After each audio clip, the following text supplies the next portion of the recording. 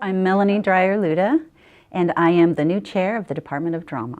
Well, I started as an actor, an aspiring actor, and I really loved immersing myself in the world of the role and studying the history and the politics and the social context, and discovered that acting, although pleasurable, didn't scratch all of my intellectual itches, I'll say that. So I began to direct, and directing was thrilling to me because I was able to conceptualize and create a whole world. And as I began to evolve as an artist, I discovered that some of my ideas didn't fit with the theater companies that existed, so I started my own theater company and I began to produce, and that was very exciting. I'm pretty passionate about social justice issues, and that's kind of a big term, and I will just say that I think theater has an opportunity to have a conversation with the public to reflect to the world as it exists and to encourage people to consider alternative futures.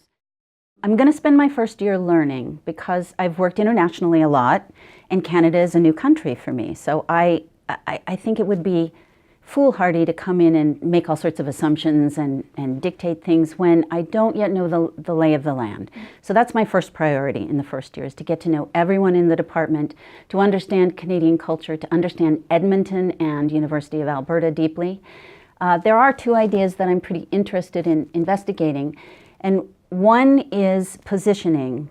Higher ed is in a really tricky time. It's becoming commodified, and some of that's not a bad thing. If you spend tuition dollars sending your young person through college, or if you're a graduate student really struggling to get a graduate degree, you want to know, what do I get for that? Like, how can I be employed? What's the value of that degree?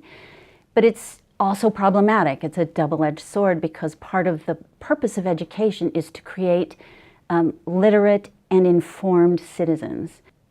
Drama has often been marginalized as merely an entertainment medium, but it's becoming pretty attractive in the job market. Creative thinking, being able to critically analyze situations and recognize interpersonal behaviors, these are all life skills and skills that are useful in any professional market.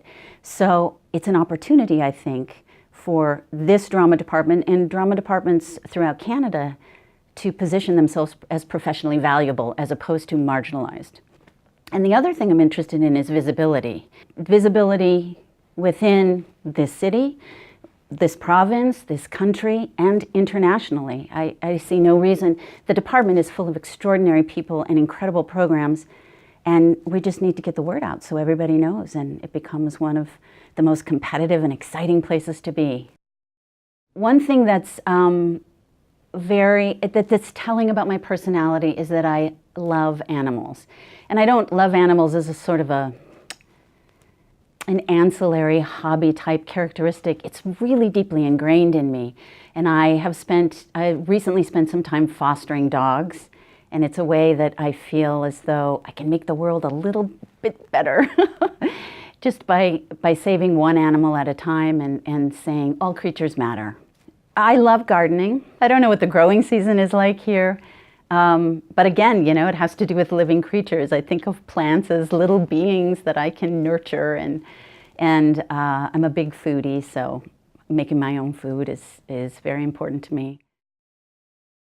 I'd only discovered probably, well, a little bit after I'd started my career, that I love teaching, and it isn't this process of imparting knowledge that interests me so much, but it's the relationship that you create.